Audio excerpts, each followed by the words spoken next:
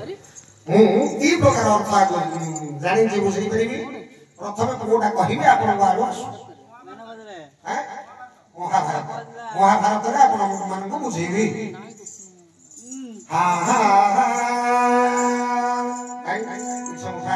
ସମସ୍ତେ ଉଠ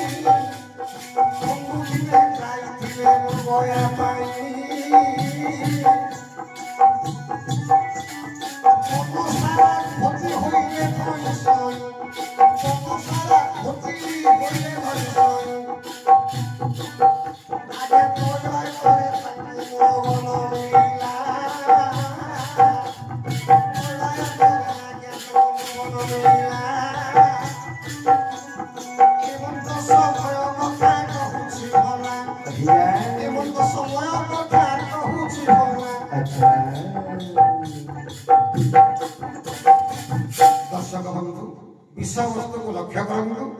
महाभारत विषयवस्तु सोमवंशी धृतराष्ट्र एवं पंडु जन्म लाभ करिसेंती। धृतराष्ट्र अंध होइथिबा सत्वे प्रथमे पंडु को राजसिंहासन रे अर्पण करिथिले। पंडु राजा हेकरी शासन करिथिले।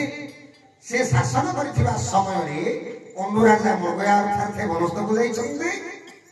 वनस्थली घटनाटा कौन है? अग्निका ऋषि से मृग मृगुणींकर श्रृंगार देखिकी निजे कामान्नरे दग्धीभूत होइछन्ते। अग्निका ऋषि तपस्या करुछन्ति। गोटे मृग आ गोटे मृगुणी आसी सामने से प्रेम आरंभ कले। हेले आज्ञा प्रेम को बारंबार जे देखे ता अंगरे कंदर्प पीड़ा करे। बुझीगला? कंदर्पर शक्ति पुरुष अंगरे प्रभावित निश्चय करिवो। हेले जुगारूढ़ पुरुष होइथिले मध्य तांकर मन परिवर्तन होइला। हेले से अग्निका ऋषि ग्रहण कले। जेतेबेले से मृगर प्रेम सरी जाइछि, से मृग छाड़ देके पळिछि। मृगुणीटा थिला ना, ये संगे संगे गोटे छद्म मृग रूप धारण करी मृगुणी सहित प्रेम आरंभ कले। देखो हेले से विनाश काले विपरीत बुद्धि ऋषि हेले मध्य कोन होला? विनाश काले विपरीत बुद्धि हेले से निजे छद्म मृग रूप धारण करी मृगुणी सहित प्रेम आरंभ कले। जेतेबेले प्रेम आरंभ कले मृग प्रेम करवाटा अलगा, मनुष्यटा छद्म मृग होइकरी प्रेम करवाटा अलगा। मृगुणी सही पारिलानी, से चित्कार छाड़िला। जेतेबेले चित्कार छाड़िला यांको बापा पंडु मृग अर्थ वनस्थ को जाइछन्ते। मृग तो कोठी मिलुनी, हताश होकर धैर्य थे जिते से मुर्गर आवाज शुणिले ये निजे दूर में थी गोटे शब्द भेदी बाण प्रहार कले से शब्द भेदी बाण को सी धनु रे जोचिकी रे शब्द भेदी जोठे शब्द उच्चारण होती तू हत्या करू देख से शब्द भेदी गला शेषर मुर्गुणी चित्कार छाड़ी ये शब्द भेदी जाइए पड़ी मुर्गुणी मरी जाइए सपन कही कि से अग्निकार स्वर युद्ध होगी स्वर लगी सपन रूपटा छाड़ देगी अग्निकार पड़ी बापा गले मु तो मूर्ख को शब्द भेदी प्रहार कर मूर्ख निश्चय आहत होकर पड़ी खोजी खोजी गला आसिक अग्निकार आहत होकर पड़ी जमी देखीगले पन्नू को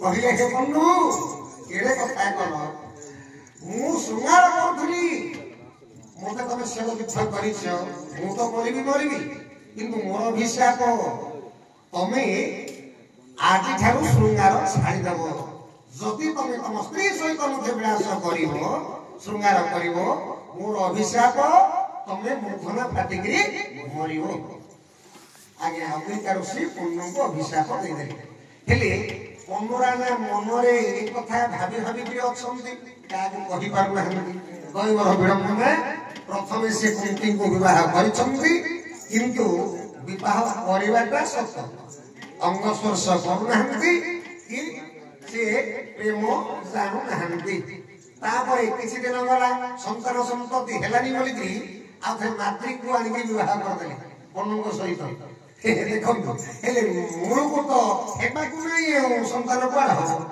से मातृ से अवस्था आगे संतान संतति है जिते राज्य में कुहाबोला है जोड़ी नारी राजा ग्रहण कले संतान होनी राजा को बंध्या दोष लगे आउ सही पारे कुंती को मातृ को धरिक वनगामी हो गले धृतराष्ट्र को आउ राज्य भार देदे धृतराष्ट्र राजा हेले आमर भीष्मकर आज्ञा को प्रतिपालन भीष्मकर आज्ञा हस्तिना देश चलुची राजा केवल बसी अंध धृतराष्ट्र किंतु शासन कहार भीष्मकर शासन चली इने पन्नू वनगामी दैवर विडंबना विषयटा कौन है ध्यान दिंतु किछि दिन गला निजे कुंती कहले हे स्वामी तमें तो आम सहित श्रृंगार करुन आमर वंशटा केमिति उद्भव हम आम वंश केमिति रक्षा पाइब से पन्नू लाज छाड़ी कुंती को कही हे कुंती जदि तुम मत प्रेम करने कहूच मत ऋषि अभिशाप अच्छी वज्रघात हो मरबी तमें विधवा हो तमें विधवा को चाहूच कि कुंती कहे ना ना ना ना विधवा जंत्रणा अति कदर्य